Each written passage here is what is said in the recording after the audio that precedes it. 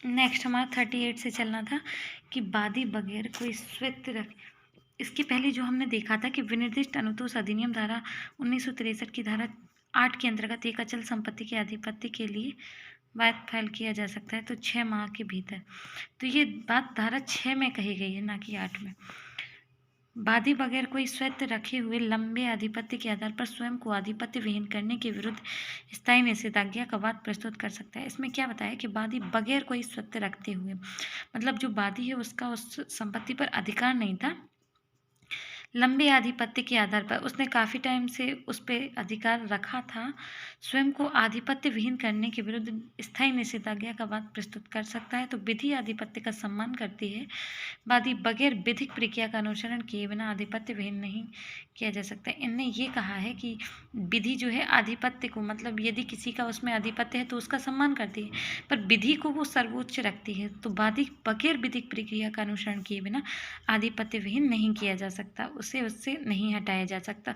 यदि कोई जो वादी है उसको उस संपत्ति से नहीं हटाया जा सकता जिसका उस पर विधिक प्रक्रिया के अनुसार उसका हक है। ठीक है, नेक्स्ट है वादी ने अधिनियम की धारा 6 के अंतर्गत आधिपत्य हेतु वाद प्रस्तुत किया जो निरस्त हुआ।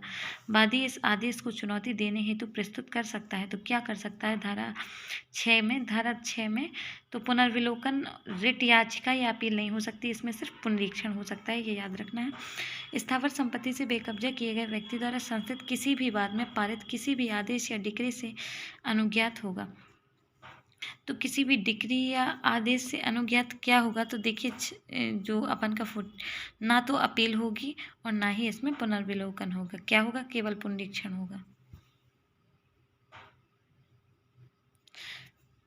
तो स्थावर संपत्ति से बेकब्जा किए गए व्यक्ति द्वारा संस्थित किसी भी वाद में पारित किसी भी आदेश का डिक्री से अनुज्ञात होगा, ना अपील होगी ना पुनर्विलोकन होगा। विनिर्दिष्ट अनुतोष अधिनियम की धारा 6 के अंतर्गत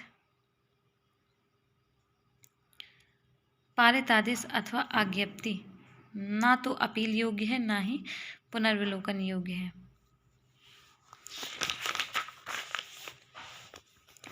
नेक्स्ट देखते हैं,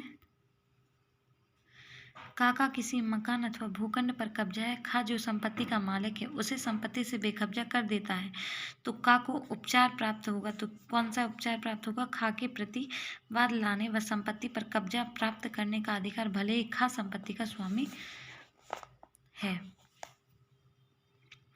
विनिर्दिष्ट अनुतोष अधिनियम के अंतर्गत क्या वादी जो चौकीदार की हैसियत से संपत्ति के आधिपत्य